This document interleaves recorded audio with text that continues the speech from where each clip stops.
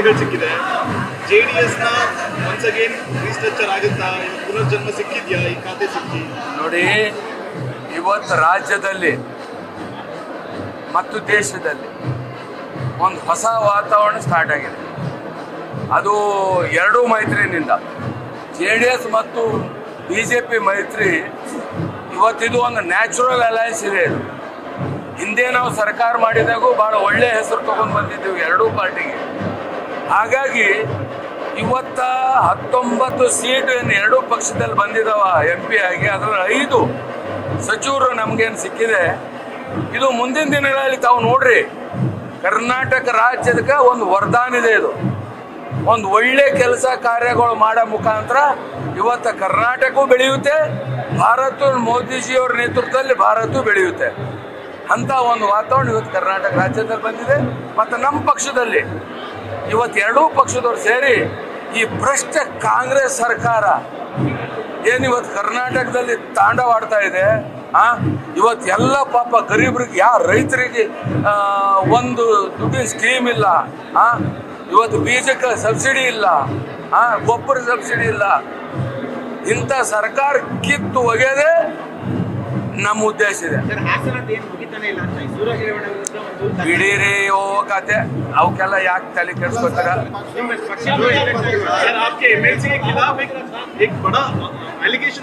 देखो, ಕಾನೂನ್ ಕೆ ದಾಯರೆ ಮೇ, ಕಾನೂನು ವ್ಯಾಪ್ತಿಯಲ್ಲಿ ಯಾರೇ ತಪ್ಪು ಮಾಡಿದ್ರು ಅವರಿಗೆ ಕಾನೂನು ವ್ಯಾಪ್ತಿಯಲ್ಲಿ ಶಿಕ್ಷೆ ಆಗುತ್ತೆ.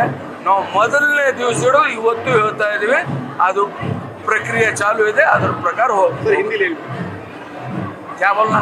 सर आपके पक्ष के एक MLC के खिलाफ देखिए, एलिगेशन आया, जो भी एलिगेशन आया है वो कानून के दायरे में जो एक्शन होता है उसको हम सपोर्ट मालूम, उसमें क्या दूसरी बात नहीं. बट हर बार उसी फैमिली को क्यों आ रहा है सर? अब वो ऐसा है, कर्नाटक में आप देखे इलेक्शन के 2 दिन पहले CD हो गया, CD की पेन ड्राइव कितना बड़ा ये हो गए.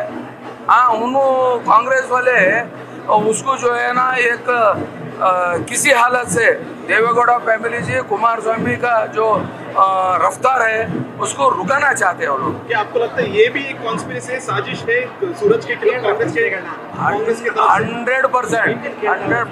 उसमें क्या दूसरा नहीं. अभी क्यों आ रहा है? क्योंकि उनको मालूम हो गया इलेक्शन में इसका कुछ चला नहीं, उसलिए एक जो है ना, जो भी कानून के हिसाब से आता है वो देखेंगे.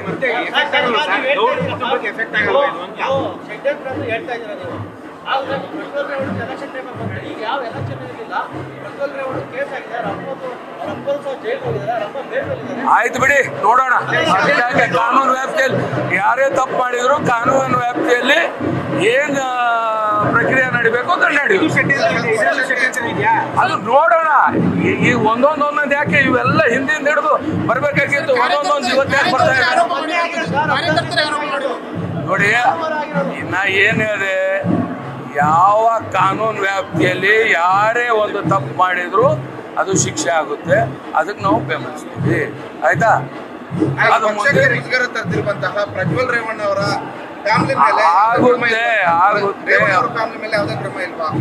ಆಗುತ್ತೆ. ಈಗ ಹಿಂದೆ ಕ್ರಮ ಬಂದಿತ್ತು, ನಾವು ಪ್ರಜ್ವಲ್ ಅವ್ರ ಮ್ಯಾಗ ಅಮಾನತು ಮಾಡಿದೆವು, ಗೊತ್ತಾಯ್ತಾ? ಹಾಗಾಗಿ ಅದಕ್ಕೇನಿಲ್ಲ, ಕಾನೂನು ವ್ಯಾಪ್ತಿಯಲ್ಲಿ ಏನೇನಾಗುತ್ತೆ ಅದು ರೈಟ್. ನ್ಯೂಸ್ ಫಸ್ಟ್, ನಿರ್ಭೀತಿಯಿಂದ ನಿಮ್ಮ ಪರವಾಗಿ.